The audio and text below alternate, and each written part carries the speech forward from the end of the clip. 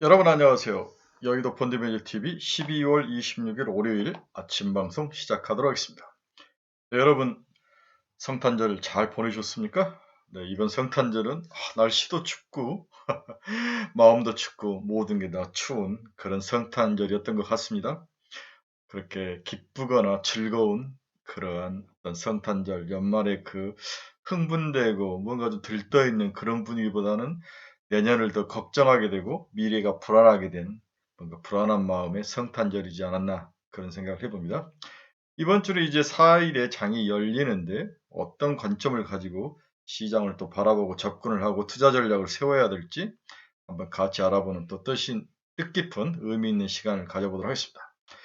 이제 대주주 양도세의 무차별 매도가 준비되어 있는 그런 한 주다. 제가 봐서는 양도세 대주주 기준 10억에 대한 이제 물량이 막 쏟아질 확률이 굉장히 높아 보여요. 생각보다 물량이 많이 쏟아질 확률, 뭐 미리 쏟아낸 사람도 있을 것 같고, 기다렸다가 이제 쏟아낸 사람도 있을 것 같고, 이러한 것들이 섞여 있는데, 과연 이러한 매도 물량을 내년에 그리고 배당주의 그 수요가 얼마나 많이 커버를 해주고, 내년에 대한 기대와 전망이 얼마나 시장을 많이 리커버리를 해줄지, 이 두 개의 큰 세력의 싸움이지 않을까 그런 생각을 합니다. 일단 이번 주는 조심하면서 어떤 박스권이 좀 내려와서 움직이는 그러한 보수적인 스탠스가 필요한 한 주가 되지 않을까, 연말이 되지 않을까 그런 기본적인 결론을 내놓고 한번 같이 알아보도록 하겠습니다. 좀 긴 이야기들을 막 제가 주말에 막 쏟아냈기 때문에 좀 지겨울 수도 있으신데 틀어놓고 주무셔도 됩니다. 일단 하나로 그냥 해서 시작해 보도록 하겠습니다. 구독, 좋아요 많이 좀 눌러주십시오. 네, 많이 눌러주세요. 네, 10,000명은 통과하지 못했지만 3,200명이라는 좋은 결과를 얻은 1년이었습니다. 자, 금요일날 시장 키포인트를 보면 돌려설 모멘텀이 부족하다. 연말 4일은 박스권 장세이다. 네, 금요일 키포인트가 아니라 이번 주 키포인트죠. 돌려세울 모멘텀이 부족하다. 연말 4일은 박스권 장세이다. 이 박스권이 낮아질 것 같다. 내년 1월 효과는 쉽지는 않을 것 같다. 그래서 보수적 스탠스 유지로 올해 연말 장을 마감하는 게 좋지 않을까. 이렇게 네 가지로 정리를 해 봅니다. 먼저 금요일 주가를 미국 주식시장을 간단히 정리를 해보겠습니다. 월요일은 미국 주식시장이 열리지 않죠. 미국은 항상 휴일이면 그 다음날 쉬는 그러한 전통 때문에 그렇습니다. 다우는 0.53%, 나스닥은 0.21%, S&P 500은 0.5%, 뭐 거의 기술적 반등 정도? 네, 그러나 끝은 살짝 그나마 돌려 세우는 그러한 모습으로 끝이 났습니다. 우리 S&P 500 3,800선을 굉장히 중시하는데 왜 그런지는 모르겠지만 S&P 500 3,800을 깨느냐 마느냐에 대한 생각들이 시장에 굉장히 강했는데 올해 연말까지 3,800을 지킨다면 내년에 또 시장을 기술적 반등 정도로 반격해 볼 수 있는 그러한 여지는 충분히 있다. 이런 말들을 많이 하시더라고요. 나스닥 10,000포인트, 다우 3,300 이러한 중요한 숫자들을 연말에 잘 지킬 수 있느냐, 이게 또 중요한 관전 포인트인 것 같습니다. 금요일날 시장이 그나마 이렇게 살짝 올라간 이유는 페드가 선호하는 개인 소비지표 우리 PC라 했는데 이 지수가 둔화됐다는 소식에 주가가 반등을 했습니다. 머스크가 2년간 주식을 매각하지 않겠다. 하지만 테슬라는 1%대 하락을 했죠. 네. 미 상무부에 따른 변동성이 큰 에너지와 식품을 제외한 11월 근원 개인 소비지수 우리가 PC라는데 가격 지수는 지난해 같은 기간보다 4.7% 올라 전날 5.0%보다는 좀 낮은 숫자이다. 예상은 4.6을 했는데 소폭 살짝 위에 올랐죠. 예상은 4.6이었는데 4.7. 11월 근원 PC 가격 지수는 전월 대비로 0.2% 올라 시장 예상치는 부합했습니다. 전월로는 시장 예상치를 부합하고 YOY는 4.7을 6 정도로 해서는 4.7로 올라가고 그러나 우리가 예상하는 수준에서 살짝 그 정도였다. 뭐 이 정도로 보는 거죠. 네. 전달의 0.3%보다 상승률은 낮아졌습니다. 수치는 전달보다 모두 둔화했으나 예상치에 부합하거나 혹은 예상치보다 덜 둔화되면서 생각만큼 많이 올라간 그러한 지수는 아니었다. 이렇게 정리를 해볼 수 있네요. 네, 금요일 달러 지수를 보면은 104.3이 이제 일본이 엔화 약세로 시장을 몰고 가면서 금리 올리는 거죠. 10년짜리 0.5 플러스 마이너스 0.5%까지 올리는 전략을 쓰면서 달러가 지속적으로 약세, 엔화가 강세로 가는 모습이 나타났는데 달러 지수가 104.32 그나마 안정적인 모습 보였네요. 달러가 좀 더 약세로 가야죠. 네, 그래서 일본 엔화가 강세, 중국 위안화 강세, 한국 통화도 강세로 가는. 이제 한국은 일본 엔화와 한국 원화의 싸움이죠. 왜 그러냐면 우리 수출이 서로 연결되어 있기 때문에 중국 위안화와 삼국 통화가 누가 더 약세이고 누가 더 강세이냐 이 상황에 따라서 많은 주식시장의 그 섹터들이 거기에 따라서 업종이 움직일 확률이 굉장히 높기 때문에 이 부분이 굉장히 중요하죠. 관심 있게 봐야 할 것 같습니다. 금요일은 미국 국채금리가 상승을 했죠. 2년짜리 한번 봅시다. 0.4bp. 네, 크게 상승을 하지 않았습니다. 4.3275%로 마감을 했고 10년짜리 한번 봅시다. 3.75. 10년짜리가 많이 올랐죠. 지난주에 네, 0.4bp 올랐습니다. 그래서 2년과 10년은 거의 변함이 없는 그런 수익률을 보이고 있다. 이렇게 볼 수 있는 스프레드는 여전히 60bp 내입니다. 종목 중에는 테슬라를 한번 봅시다. 123.15달러, 1.76% 하락하면서 끝났네요. 더 이상 팔지 않겠다 약속했는데 이 말을 누가 믿습니까? 네, 이 세상에서 가장 믿기 어려운 게 앨런 머스크의 입입니다. 일단 제가 봐서는 100달러까지는 한번 쳐야 이 아사라장이 끝나지 않을까 그런 생각이 듭니다. 테슬라를 사고 싶어 하시는 분은 100달러 이하에서 사는 것도 기다렸다 사는 것도 방법 중에 하나지 않겠나 그런 생각이 드네요. 막 물량 쏟아내고 온갖 악재들이 한꺼번에 다 나오는 거죠. 네, 일단 100달러 근처까지 갈 것 같다. 이렇게 예상을 해보는 게 맞을 것 같습니다. 자, 금조 시장을 보는 첫 번째 키워드는 주식 양도세 관련 매도 압력 증가는 향후 어떻게 될 것인가 4일 동안 이제 27일까지 팔아야 되는 거죠. 그렇죠? 그래야만 기록이 남기 때문에 22일간인데 이틀간 과연 얼마가 쏟아질 것인가 저는 굉장히 생각보다는 많이 쏟아질 수도 있다 이런 생각이 드는데 여야가 최근 주식 양도세 과세 대상 기준 현행 종목당 10억 이상 보유자로 유지하기로 했죠. 이 연말마다 되돌이 되어 오는 그러한 되돌이 표죠. 10억에서 100억으로 윤석열 당선자가 대통령이 공약을 했지만 그 공약을 못 지켰죠. 네, 이러한 것들이 시장에 영향을 좀 미쳤던 것 같습니다. 이 주식 양도세 과세 대상을 정하는 기준이 이게 이제 독소장 본인을 포함한 친가, 외가, 조부모, 부모, 자녀, 손자, 손녀 등 직계 좀비속과 배우자 등 특수 관계자 간 보유한 주식을 종목당 합쳐서 10억 이상이죠. 네, 종목당 10억 이상. 굉장히 엄격한 기준이 적용되는 우리나라죠. 어쩔 수 없죠. 대주주들이 자기의 모든 직계 좀비석을 이용해서 과거의 배우자를 통해서 이런 일을 해왔기 때문에 야당 쪽에서 이 부분에 대해서 풀어주지 않았던 건데 이건 이제 시대가 좀 변했으니까 풀려야 될 것 같아요. 10억은 너무 과한 것 같습니다. 우리가 이를 두고 현대판 연자제라 이혼 여부를 판단하는 헌법소원을 제기한 사례도 있는데 국회 기획재정위원회와 예탁결정원에 따르면 2020년 기준 종목별 100억 이상 보유한 주주는 1,411명이며 보유 금액은 162조 6,900억. 10억에서 100억 미만 보유 주주는 6,316명으로 보유액은 16조 5,100억 수준이다. 반면 이번 세법 개정안은 시장에 큰 영향을 미치지 않을 것이라는 보는 시각도 있다. 금수세 자체가 기업들의 수익 창출 능력이나 개선이나 투자자 보호와는 큰 관계가 없다. 그러니까 주가를 움직일 펀드멘탈에는 큰 문제가 이를 변화시키는 거 아니지 않느냐. 하지만 저는 그렇게 보지는 않습니다. 지금 약세장이기 때문에 문제가 발생을 하는 거죠. 약세장에는 약간의 수급 변화도 시장에 큰 타격을 주기 때문에 저는 굉장히 중요하지 않을까. 강세장일 때는 뭐 모든 게 다 해피하고 좋은데 약세장에서는 조그만 것들이라도 시장을 움직이는 캐탈리스트가 되기 때문에 이틀간 물량은 쏟아질 것이다. 이렇게 예상을 해 봅니다. 이걸 과연 배당이 얼마나 받쳐질까? 그런데 코스피에 있는 종목들은 배당이 많기 때문에 충분히 배당으로 커버가 되는데 코스닥에 있는 종목들은 배당이 적기 때문에 배당 물량이 적게 들어온다는 기본적인 생각으로 코스닥은 좀 무너질 확률, 추가 더 하락할 확률, 700이 한번 깨질 수도 있는 그런 가능성을 열어놔야 되는 게 아닌가 그런 보수적 스탠스를 권해봅니다. 최근 코스피에서 일주일 외국인은 국내 그 개인들은 7,543억이나 팔았죠. 네, 코스닥에서 국내 개인 투자는 2,140억이나 팔았습니다. 물량이 확실히 나오고 있는 모습은 있다 이렇게 볼 수 있네요. 금융투자가 연말에 지속적으로 좀 사는 모습을 보이는데 이건 이제 현선물의 어떤 차익거래 물량인 것 같아요. 네, 현물이 저평가되고 선물이 고평가되어 있다고 생각을 하면 현물 사고 선물 패는 그러한 전략들이 좀 있는데 바스켓의 모습이지 않을까 그런 생각도 해봅니다. 일단은 개인들이 코스피 코스닥에서 물량을 쏟아내고 있다. 월요일, 화요일 26, 27은 굉장히 많은 물량이 시장에 나올 확률이 있다. 조심해야 된다. 이 부분을 말씀을 드리고 싶네요. 이제 두 번째 시장 키포인트는 이번 주에 발표될 경제지표는 어떤 모습인가? 금주 연말에 따라서 대지표 발표가 한산할 전망이다. 연말이면서 연말이기 때문에 대지표 발표가 한산할 전망이다.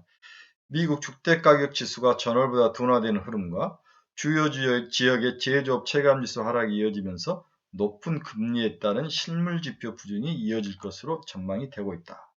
하지만 이들 지표들의 시장에 영향이 크지 않지만 경기에 대한 우려의 시각은 높일 수 있을 것으로 예상을 하고 있습니다. 한국 펀더멘털에 대한 부정적인 시각은 점증할 것으로 보고 있습니다. 연말에 발표될 다양한 경제지표에서 한국 펀더멘털에 대한 부정적 시각은 나올 것이다. 산업 생산과 소매 판매, 수출 증가 등 올간 주요 지표가 발표되는데 대체적으로 부진할 것으로 예상을 하고 있습니다. 산업 생산은 전년 동월비 감소폭이 확대될 것으로 보이며 한국 수출 증가에는 두 자릿수의 감소세를 이어갈 것으로 보고 있습니다. 결국 산업 생산, 수출 모두 감소폭이 확대될 것이다. 이렇게 예상을 해야 될 것 같네요. 이제 금주에 발표될 지수 중에서 중요한 것은 중국 제조업 PMI 지수가 중요한데 전월보다 소폭 개선되긴 하겠지만 기준선을 여전히 하회하고 있고 최근 미국 ISM 제조업 지수는 기준선을 하회하며 부정적인 시각이 커지고 있습니다. 제조업 지수들이 그렇게 좋아 보이지 않다는 내용이죠.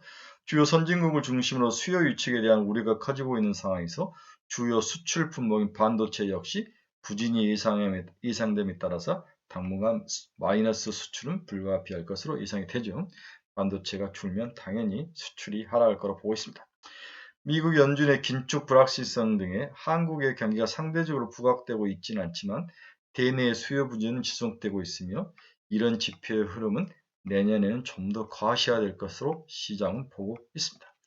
워낙 패드의 긴축이 큰 이슈이기 때문에 한국 경제에 대한 그러한 좀 약화 이런 부분들이 이렇게 드러나지 않는데 내년에 이러한 부분들이 훨씬 가소가 되지 않을까 이런 두려움이 있는 거죠.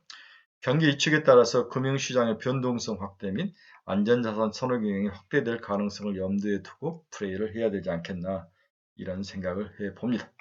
네, 한국 수출입 증가율과 무역 수지인데 이게 약간 주황색이 한국 무역 수지죠. 네, 무역 수지가 하락으로 좀 돌아선 지가 2022년에 거의 하반기에 들어와서는 거의 하락세로 돌아왔었죠. 수출 증가율도 YY로 전부 다 전월 비해서 전부 마이너스로 돌아서는 그러한 초약세, 뭔가 문제가 있는 모습이 확실히 나타나고 있습니다. 그렇다면 이게 이제 어느 정도 선에서 멈출 거냐, 여기에 대한 예상이 굉장히 중요하죠. 하지만 1분기, 2분기까지는 뭔가 관성이 있기 때문에 멈추기는 좀 힘들 것이다. 반도체 가격이 돌아서야 되는데 내년 1, 2분기 사이에는 반도체 가격이 돌아서지 않을 것이다. 그렇죠. 글로벌 경제가 또 살아나기 힘들 상황이기 때문에 또한 중국도 제로 코로나 상황에 대해서 이제 문을 열었는데 이 부분에 대한 변동성 확대, 위험 리스크가 6개월은 진행될 것이다. 내년 봄이 지나야 잡히지 않을까. 그렇다면 향후 1, 2분기에 한국 무역 수지와 한국 수출 증가율은 여전히 네거티브하다 이렇게 예상을 해야 되는 거죠. 경제에서 가장 중요한 수출이 이 정도라면 큰 문제가 있는 거죠. 자, 그럼 내년 1분기에는 어디서 쓸지를 모르지만 이 마이너스 10%가 최근에 가장 수출 증가율 YOR은 낮은 건데 지금 5에서 6% 사이인데 한 번 더 10% 이하로 찍을지 10%에서 멈춰설지 한번 지켜봐야 된다. 수준, 언제 멈췄을 것이냐 이 기간 두 개에 대해서 관심을 가져야 할 것으로 여러분들이 좀 깊은 관심이 좀 필요한 것으로 예상이 됩니다. 네, 다음 주 주간 매크로 이벤트죠. 12월 26일부터 12월 30일까지 한번 쭉 보시고 여러분들이 관심 있는 것들은 체크를 하시면서 여러분들이 좀 투자하는데 이런 기본적인 것들이 자꾸 눈에 있고 쌓이고 해석을 하는 능력이 있어야 여러분들이 주식을 보는 눈이 커지는 거, 내공이 커지는 거죠. 붙여놓고 늘 주간에 발표될 이벤트를 붙여놓고 의미를 해석하고 자기 생각과 다르게 움직이는지 같게 움직이는지 이러한 어떠한 그 매크로 포인트가 시장에 큰 영향을 미치는지 계속 지켜보면서 공부를 하셔야 됩니다. 이제 세 번째 우리가 이번 주에 봐야 될 키포인트는 BOJ가 금리를 올린다. 그러면 통화가 강세로 갈 수밖에 없죠. 금리와 통화는 일단 굉장히 상관관계가 높습니다. 그러면 일본을 빠져나가서 일본의 쌍금리를 통해서 레버리지를 하면서 NK 트레이딩을 하던 자금들이 금리 올라가면 비용이 올라가기 때문에 자산을 팔고 다시 일본으로 들어오는 거죠. 이랬을 때 어떤 종목을 팔고 뭘 사느냐 하나 하고 우리나라와의 통화가 어떻게 관계가 유지되느냐. 엔화가 더 강세가 된다면 우리나라 통화는 더 약세가 될 것 같은데 이랬을 때 누가 더 유리하느냐, 어떤 업종이 유리하느냐, 어떤 섹터가 유리하느냐 이러한 점들을 가지고 지켜봐야 되는 거죠. 그래서 엔화 강세, 수혜주를 찾아라. 엔화 강세가 수혜라는 것은 우리는 원하는 약세라는 거죠. 그래서 저는 대표적인 업종으로 조선업을 굉장히 중시한다. 엔화 강세의 핵심 수혜주는 의외로 조선업일 확률이 높다. 저는 이렇게 보는 거죠. 하나대투자증권 이재만 애널리스트가 자료를 쓰셨는데 이 자료를 통해서 한번 살펴보도록 하겠습니다. 일본은 미국, 룩셈부르크 다음으로 전 세계 3위 정도로 해외 포트폴리오 투자를 강화하고 있는 나라이다. 센 나라이죠. 그래서 해외 포트폴리오 주식과 채권을 말하죠. 일본은 최근 10년간 국채금리가 2022년 0.02%, 21년 0.07%, 22년 0.37% 상승한 동안 연간 해외 포트폴리오는 1조 원 순매수, 해외 가서 이렇게 샀다는 거죠. 2021년은 3,340억 순매도, 그리고 2022년 1.2조엔 순매도를 기록했죠. 10월까지. 그러니까 금리가 올라올수록 외국에 투자했던 자금을 빼서 들어온다는 거죠. 일본 금리 상승이 해외 포트폴리오 투자 축소에 영향을 주고 있음을 우리는 확실히 알 수 있죠. 일본의 해외 포트폴리오 투자 중 가장 큰 특징은 주식보다는 채권에 더 많이 투자한다는 거죠. 가장 안전한 채권과 환율을 먹는 거죠. 주식 44%, 채권 56% 비중으로 채권이 높다는 게 좀 특징입니다. 그런데 참고로 해외 포트폴리오를 많이 가지고 있는 기업들, 해외로 투자를 많이 하는 상위 10개국 비중은 주식이 56%, 채권이 44%, 일본과는 좀 반대인 거죠. 일본의 해외 투자 포트폴리오 투자 자금은 미국으로 집중되어 있는 44%가 미국에 가 있습니다. 국내 비중은 0.5%, 약 233억 달러 기준에 불과할 정도로 우리나라에는 투자하는 자금이 많지 않습니다. 국내 증시 외국인 보유 시가총액은 638조 원이며 일본 보유 비중은 2.1%로 상대적으로 낮은 상황이다. 주식은 14조 원밖에 들고 있지 않네요. 일반적으로 엔화 강세는 달러 약세 국면과 맞물려 있기 때문에 해당 국면에서 국내 증시 내 대부분의 업종의 주가가 강세를 보였던 것은 사실입니다. 그러나 현재는 과거와 다르다는 거죠. 글로벌 경기 개선이 아닌 지금은 통화정책 변화를 기보로 한 달러 약세, 엔화 강세 국면이고 한편 원화 대비 엔화 강세 국면은 안전자산 선호도가 높아지는 국면이기 때문에 우리나라 주식시장에는 부정적인 영향을 반대로 준다고 봐야 할 것 같다. 과거처럼 글로벌 경기가 개선이 됐을 때 우리나라의 그러한 모습이 아니다는 거죠. 그렇죠? 네. 그때 달러 약세, 원화 강세 국면이 아니다. 지금은 통화정책 변화에 의해서 움직인 거기 때문에 엔화 강세는 우리나라의 엔화 강세, 달러 약세, 엔화 강세, 원화 약세, 중국 이하라 강세인데 이것들이 전 업종에 영향을 주지는 못한다. 경제적인 그런 근본 펀더멘털의 수혜 업종이 아니라는 거냐. 그런 이유 때문이라는 거죠. 그래도 이런 상황에서 엔화 강세 수혜주를 찾는다면 철강과 조선이다. 굉장히 중요한 말을 하고 있는 거죠. 철강과 조선이다. 이 중에 철강에 대한 믿음은 저는 없습니다. 그러나 조선은 한번 갈 확률이 있어 보인다. 그래서 조선 업종에 대해서 관심을 가질 필요가 있다는 게 제 생각이죠. 또한 일본과 우리가 수출 경합도가 큰 어떤 유화, 석유나 화학 업종도 괜찮다. 그래서 대한유화 같은 것도 한번 사볼만 하다. 이런 의미도 있습니다. 반면 자동차 업종은 이미 싸움이 내연기관이 아니고 전기차로 갔기 때문에 의미는 크지 않습니다. 하지만 내연기관 차가 일본과의 싸움에서 좀 유리한 면이 있다면 당연히 지금과 같은 바닥을 탈출해서 기술적 반등 정도는 충분히 가능할 것으로 전망은 된다. 그래서 조선, 철강, 석유와 자동차 정도는 어느 정도 기술적 반등은 충분히 예상되는데 그중에 가장 최고는 조선업종이지 않을까 개인적으로 이렇게 예상을 해보는 거죠. 최근 현대중공업 주가 추이를 한번 봅시다. 16만까지 갔던 게 이제 10만원까지 빠졌다가 지금 12만원까지 올라왔죠. 약 20% 정말 올라왔는데 저는 이 정도까지 14만원까지는 한번 올라올 확률이 높다. 따라서 현재 시가총액 10.6조인데 추가로 현대중공업, 조선업종은 상승할 가능성은 있다. 배팅을 해볼 만하다. 한 20% 보고 배팅 해볼 만하다. 이렇게 여러분들에게 권해드립니다. 최근 현대중공업 국내 기관 투자가들 보십시오. 돈 다 빠져가는데 조선주 사죠.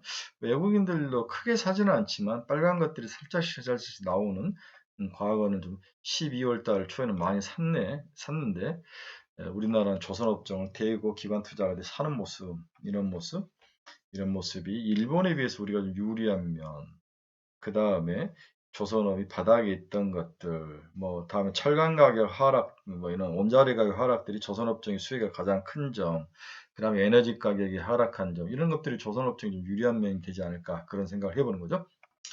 네 번째 우리의 관심사는 과연 1월 효과가 있는가? 1월 효과가 있는가? 저는 개인적으로 뭐 V자 반등의 1월 효과는 없지만 충분히 기술적 반등 정도는 가능하다. 너무나 많이 주가가 깔려서 내려와 있기 때문에. 그래서 지수보다는 종목에 효과가 있는 수혜를 받는 그러한 것도 있을 수 있다. 이런 생각도 해보는 거죠. 1월 효과는 영어가 있습니다. 1월 효과가 새로운 해에 대한 장밋빛 전망, 경기가 좋아질 거는 막연한 기대에 의한 주가지수 상승을 의미한 것이라면 2023년 1월 효과는 없을 것입니다. 하지만 1월 효과가 각종 테마 이슈의 관심 확대, 업종별 순환매, 단기 수익률 게임, 집권 2년차 신정부에 대한 기대감, 이슈화 등을 의미한 것이라면 2023년 1월 효과는 어느 정도 있을 가능성이 높다고 개인적으로 생각을 합니다. 주가지수는 상승과 반복하는 박스권 흐름을 보일 가능성이 높습니다. 피벗에 대한 시장의 기대와 페이드 스탠스의 간격이 여전히 존재하고 있지만 이렇게 순환매로 종목별로 뭔가 수혜 있는 업종이 돌아올 가능성은 충분하다. 이렇게 이해를 하셔도 될 것 같습니다. 주가지수가 예고되고 있는 경기 역성장을 선반영했는지에 대한 갑론을박은 지속될 수 있습니다. 또 크레딧 리스크에 대한 안도와 우려가 또 혼재되어 있죠. 내년 초에는 또 중국의 리오프닝 완화와 또 재봉쇄 사이에 또 변화성은 확실하지 않는 그러한 변동성이 있습니다. 또 2023년 기업이익 추정치 하향 조정의 마무리에도 시간이 좀 더 필요할 것으로 보입니다. 이런 부정적 요인이 있죠. 주가지수는 2020년 저점을 기록한 것 같지만 주식 비중을 적극적으로 확대할 타이밍도 아직 아닙니다. 이러한 모든 불안정하고 네거티브한 요인들이 있지만 그럼에도 불구하고 업종별로는 여러 이슈가 있어서 기술적 반등은 충분히 기대해 볼 수 있다. 이게 제 생각이죠. 한국의 신성장 4.0 새로운 이제 정책을 밀어붙일 것 같고 CES 2023 소비자 가전 전시회, 다음에 JP모건 헬스케어 컨퍼런스, 다음에 미국 정부의 IRA의 집중적인 내년에 이제 실질적으로 추진을 해서 나가는 그러한 모습에 대한 기대감, 이러한 긍정적인 요인, 지금 부정적인 요인들이 이미 시장에 충분히 반영이 된 거죠. 그래서 이제는 긍정적인 요인이 혹시 1월에 시장에 좀 반영되지 않을까, 되지 않을까, 그런 예상을 해보죠. 박스권의 상단을 향해서 올라갈 확률, 이 부분에 대해서 기대감을 가져도 될 것 같다. 이게 제 생각이죠. 제가 너무 긍정적입니까? 하지만 저는 꼭 불가능하지 않다고 생각을 하는 거죠. 특히 저는 내년 기업 중에서 재원 확보가 어려운 기간임에도 불구하고 매출 성장, 원가율 축소, 연구개발비 확대, 그렇죠? 소비 투자 확대를 이뤄낸 기업들은 자금 조달에 어려움을 겪는 기업 대비 투자들의 관심을 끌 가능성이 높아 보인다. 그 안에도 선별성은 있을 수 있다. 이렇게 보는 거죠. 1990년 이후 한 25년 동안의 코스피 1, 2월, 1월 효과를 보면 1월에는 코스피는 2.27, 코스닥은 2.7%는 올랐다는 거죠. 그렇죠? 네, 월 평균 수익률인데 과거에 1월 효과는 확실히 있었다. 이런 것들이 섞이는데 경기가 워낙 약세인 것이 과연 어떻게 보일 거냐 문제도 있지만 저는 긍정적으로 본다. 이렇게 보고 싶네요. 예, 다섯 번째로 제가 보고 싶은 것은 패드의 고집하고 시장의 고집. 누가 이기느냐? 그렇죠? 패드는 ISM 비제조업 지수의 구성 항목 기준 중에 서비스 물가가 추가 하락. 이 부분을 굉장히 주시할 것이다. 지금 가장 모든 경제지표 항목 중에서 문제가 되는 것은 서비스 물가죠. 이 서비스 물가가 뭔가 좀 안정을 찾고 밑으로 하락되지 않는다면 패드의 고집을 꺾기는 힘드는데 이게 이제 꺾이느냐 안 꺾이느냐를 지켜봐야 되는 거죠. ISM 비지역 지수의 주요 세부 항목 중 기준선을 크게 상회하는 지표는 서비스 물가입니다. 서비스 물가가 추가 하락하고 ISM 비제조업 지수 54일을 하회하는 경우 패드는 지금까지 피벗을 했다는 거죠. 다시 한번 서비스 물가가 늘 아래로 내려와서 안정을 찾고 ISM 비제조업 지수가 54를 하회할 경우 반드시 패드가 피벗을 한 케이스가 많았다는 거죠. 결국 시간의 문제일 뿐 내년 하반기 이후 시장이 이길 것으로 저는 개인적으로 예상을 하죠.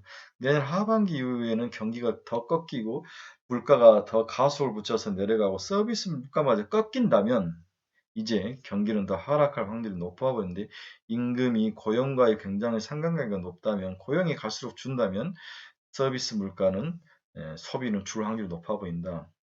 문제는 향후 내년 9월 이전 9개월 시장에서 우리가 버텨야 되는데 그 사이를 어떻게 버티느냐. 내년 9월 이후에는 반드시 금리 인하에 대한 기대감이 시장에 반영되면서 주가가 그때 턴에서 올라올 확률이 높아 보이는데 내년 1월에서 9월까지 이 9개월을 어떻게 버텨야 하는 이게 이제 가장 큰 우리들의 고민거리라는 거죠. 이 부분을 잘 뭐랄까요? 전략을 잘 세운 사람이 내년에 돌아오는 턴어라운드에 가장 큰 장세를 먹을 수 있다 이렇게 보는데 개인적으로 충분히 해볼 수 있다 이런 생각도 듭니다. 그리고 패드 앵커링 효과도 우리가 기대를 해봐야 되는데 앵커링 효과는 뭐냐? 항상 그렇진 않나. 패드가 경제 성장률 전망치를 하향하면 실제 경제 성장률은 더 낮아지고 전망치를 상향하면 더 높아지는 경향을 우리 앵커링 효과라는데 내년에 경제가 안 좋을 거라고 예상을 하니까 더 안 좋을 확률이 높은 거죠. 그만큼 패드의 긴축에 대한 그러한 요인들이 사라질 확률이 우리가 생각하는 것보다 훨씬 더 빨리 올 수 있다. 여기에 대한 기대감이 내년 여름 이후에 반영이 될 것이다. 그래서 한 6개월만, 9개월까지 가지 않더라도 2분기만 잘 버티는 전략을 세운다면 내년에는 해볼 만하다. 그래서 연초에는 이러한 여러 가지 악유들이 시장의 주요 논쟁의 주제로 나올 수 있을 것 같다 생각이 듭니다. ISM 비제조업 지수의 투입 물가 지수와 고용 지수, 이게 투입 물가 지수가 이제 거의 우리 이제 과거 평균에 거의 다 와 있는 거죠. 네, 올라갔던 것들 거의 다 빠졌습니다. 고용 지수는 이미 이제 기준선 50에 50을 거의 터치하면서 내려와 있고요.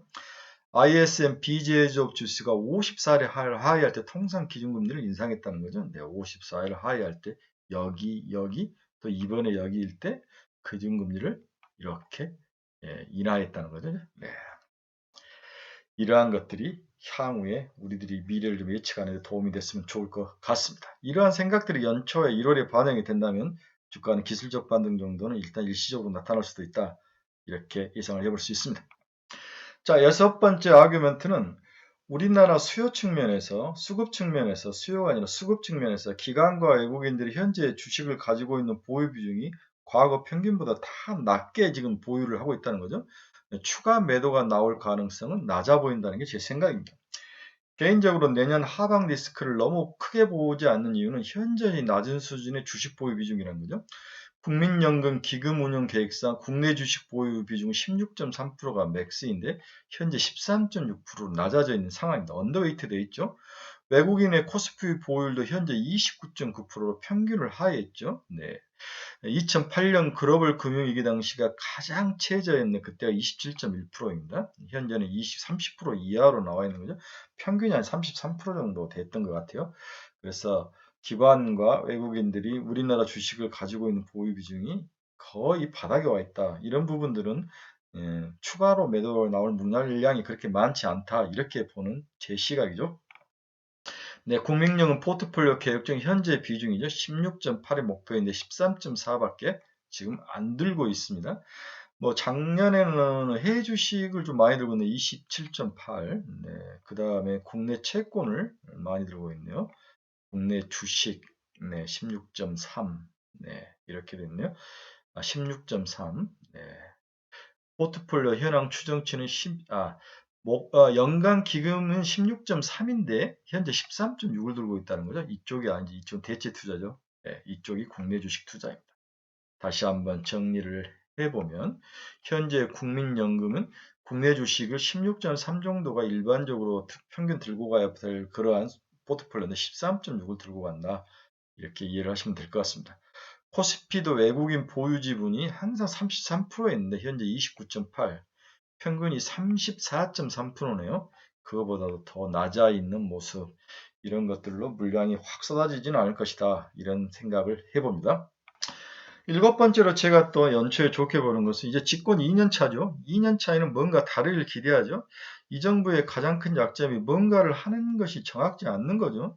그러니까 정책 능력이 거의 없는 정부라고 볼 수 있는데 이제는 6개월이 지났으니까 걔들도 짱구가 아닌 이상 뭔가를 세우고 새로운 비전을 제시하겠죠. 근데 머릿속에 확 와닿는 게 없는 것은 문제이긴 하지만 집권 2년 차에는 성장산업 정책 발표 모멘텀이 부각되면서 뭔가 강하게 밀어붙일 확률, 그러한 확률이 높아 보인다. 항상 정부가 집권 2년 차에는 뭔가를 강하게 밀어붙이고 우리가 5년 단임제이기 때문에 그런 현상이죠.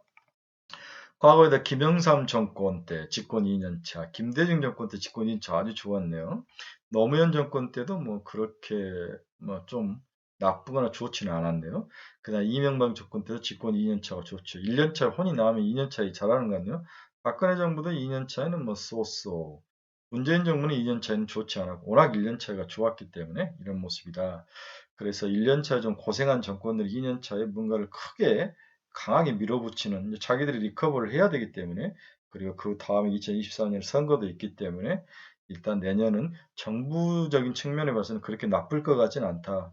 대신 뭔가 확실한 것이 필요한데 그것에 대한 약한 면은 있는데 이제 한번 기대를 해봐야 될 것 같습니다. 자, 그러면 지금 집권 2년 차에 뭔가를 밀어붙이면 수혜 업종이 있어야 되는데 그렇죠? 뭔가 수혜 업종? 원전은 아닌 것 같아요. 네, 원전은 제가 봐서는 원전에 목매다는 것은 바보 같은 것 같아요. 글로벌 산업 정책과 더불어 각국 정부별로 정책 수혜 산업이 존재하는데 지난 문재인 정부 때는 2차 전지와 플랫폼 기업을 키웠는데 신사업 육성 산업 정책을 발표를 하는데 이 정부는 뭘 키울지 한번 봐야 될 것 같아요. 과거 정부들을 보면 김대중 정부 때는 뭐 코스닥을 키웠죠. 네, 1년 사이에 뭐 7배가 성장했다. 노무현 정부 때도 인터넷을 키워서 코스닥이 올라갔고 이명박 정부는 차정관 녹색 성장주, 박근혜 정부는 화장품 제약이 올라갔고 문재인 정부 때는 2차 전지, 소프트웨어 이런 종목들이 올라갔죠. 윤석열 정부에는 뭐가 올라갈까? 우주, 항공, 국방, 방산 이 모든 것도 사실 문재인 정부가 키워놓고 간 건데 자기 것은 아니죠. 예, 그렇지만 뭐 자기 정부 때 주가가 올라오면 자기 것이 있으니까 뭔가를 키워야 되는데 이게 뭐일까? 자율주행? 수소? 수소는 문재인 정부의 얼굴이기 때문에 키울 것 같지는 않고 뭐 이런 생각들이 겹치는데 뭔가가 나와야 하는 거죠. 이것을 잘 찝는 사람이 돈을 벌 거다. 그래서 정부의 정책 변화나 이런 어떤 뭐 전략 회의 같은 거 할 때 무엇을 주로 하는지를 잘 보셔야 될 것 같습니다.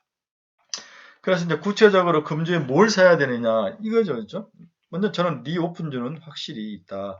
그래서 지금 중국이 저 아수라장 속에서 헤매고 있지만 내년 여름 정도 되면 모든 것이 다 정리가 될 것이다. 어느 국가든지 리오픈에 나오면서 힘들지 않는 나라는 없죠. 우리나라도 마찬가지죠. 물론 이제 대비가 돼 있느냐 안 되느냐 차이는 있을 수 있는데 그래서 지금 사서 리오픈이 확실히 되면 그때 파는 거죠. 네, 그래서 저는 지금 사야 된다. 그래서 화장품 이런 것들이 다 올라왔는데 이제 그런 종목 말고 그런 종목들은 더 추가로 올라갈 모멘텀은 없다. 새로운 리오픈주를 좀 찾아야 된다는 거죠. 엔터가 올라가다가 좀 쉬어가고 게임도 조금 올라가다 쉬어가고 무언가 리오픈주의 수혜가 있어야 했는데 항공은 일단 괜찮을 것 같아요. 항공은 1번. 그래서 이것저것 살 것이 없다면 항공주를 사서 가지고 가는 것도 좋은 전략이다. 여행, 항공 두 가지는 강력히 추천을 해봅니다.